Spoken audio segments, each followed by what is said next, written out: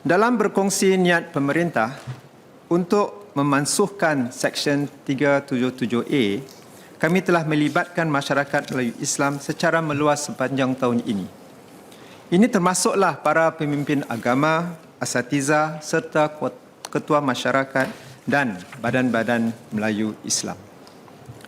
Ramai pada mulanya bimbang ia akan mengakibatkan perubahan mendadak pada dasar-dasar lain seperti takrifan perkahwinan, pengambilan anak angkat, peraturan atas kandungan media dan kurikulum pendidikan, serta pendekatan masyarakat secara keseluruhan. Secara jelas, masyarakat kita mahu institusi keluarga kekal sebagai tunggak utama kita.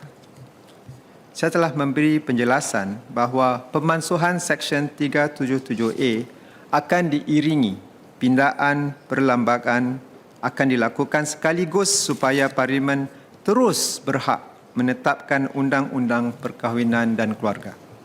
Dalam kesemua perbincangan tersebut, saya berpersahati dengan sikap pemimpin masyarakat kita yang dapat berbincang secara tenang dan rasional.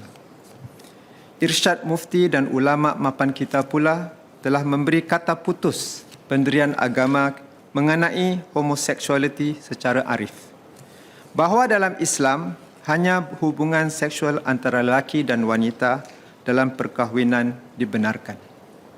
Pada masa yang sama, Mufti juga menjelaskan bahawa gaya hidup homoseksual tidak mengeluarkan seseorang itu dari agamanya.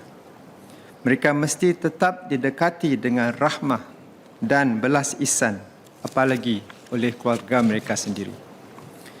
Sifat terbuka pemimpin masyarakat dan kebijaksanaan ahli agama kita telah menghindar situasi di mana emosi masyarakat dalam hal ini sengaja dapat dipanas-panaskan.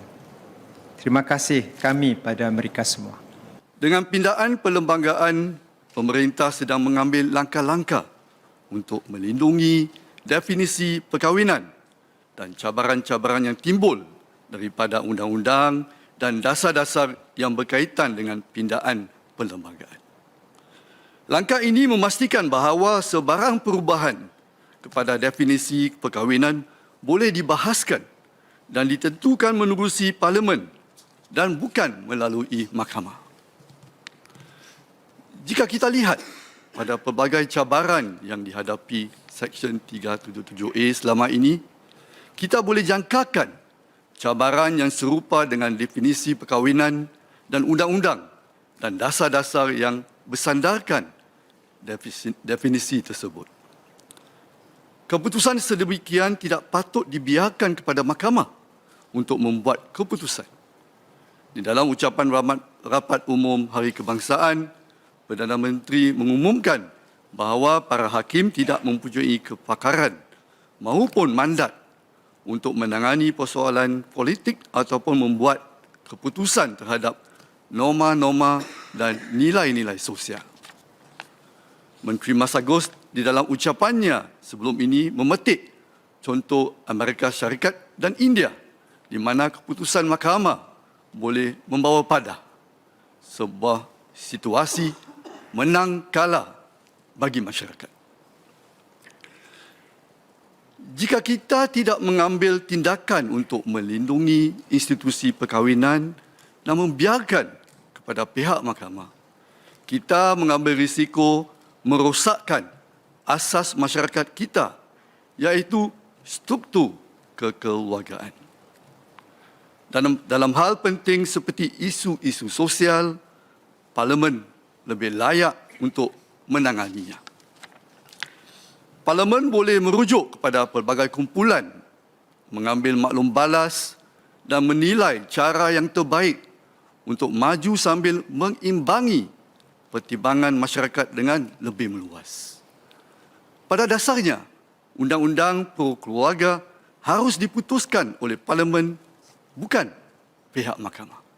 Pertama, pemansuhan Seksyen 377A adalah perkara yang betul dan berprinsip untuk dilakukan. Pada dasarnya, tidak ada masalah undang-undang dan keamanan berkaitan dengan kelakuan homoseksual dewasa yang suka sama suka secara tertutup. Masyarakat telah berubah sejak kali terakhir Parlimen membahaskan Seksyen 377A pada tahun 2007. Pada masa itu, masyarakat kita belum bersedia, tetapi pendekatan kami sepanjang beberapa bulan yang lalu menunjukkan bahawa kebanyakan rakyat Singapura hari ini menerima bahawa seks antara lelaki bukan sesuatu jenayah. Walaupun kita mungkin secara peribadi menentang kelakuan homoseksual, kita harus akur dengan Seksyen 377A sebagai sebuah undang-undang yang menjadi penanda stigma kepada mereka yang homoseksual dan juga sebagai peringatan yang mereka tidak diterima oleh masyarakat. Menghilangkan punca tekanan psikologi dan fizikal daripada kehidupan mereka adalah langkah yang betul agar kita boleh maju ke hadapan sebagai sebuah masyarakat yang saling hormat menghormati keluarga, rakan-rakan dan teman sekerja kita yang homoseksual. Kedua, ada yang bimbang bahawa desakan untuk hak LGBT akan melanggar kebebasan keagamaan. Saya ingin jelaskan bahawa pemansuhan Seksyen 377A tidak akan menjejas kebebasan masyarakat Melayu Islam mengamal agama dan kebebasan ini akan terus dilindungi perlembagaan. Para pemimpin masyarakat Melayu Islam dan asatiza boleh terus bebas berdakwah tentang pegangan Islam terhadap homoseksualiti, termasuk melakukannya secara maya untuk melibatkan lebih ramai belia dalam hal ini. Asalkan ianya dilaksanakan secara berhemah, tidak melampaui batas dan mengundang keganasan atau kebencian terhadap orang lain. Masyarakat harus juga merujuk kepada panduan yang disediakan oleh mufti. Yang penting sekali, saya ingin menegaskan bahawa kebebasan mengamal agama mesti diimbangi dengan sifat saling menerima, menghormati, berperi kemanusiaan dalam masyarakat majmuk kita. Ini amat penting untuk mengekalkan perpaduan sosial. Sebagai pemimpin yang beragama Islam, kita tidak seharusnya fokus pada pandangan peribadi kita dan menarik hati masyarakat kita sahaja. Akan tetapi, kita juga harus mempertimbangkan secara keseluruhan apa yang terbaik untuk masyarakat kita dengan menimbangkan pandangan daripada masyarakat Singapura secara keseluruhannya.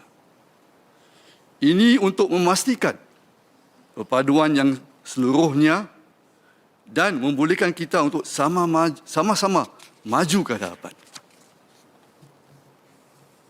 Selaras dengan apa yang dikatakan oleh mufti, walaupun homoseksualiti adalah satu dosa, masyarakat tidak boleh menolak dan mengetepikan mereka.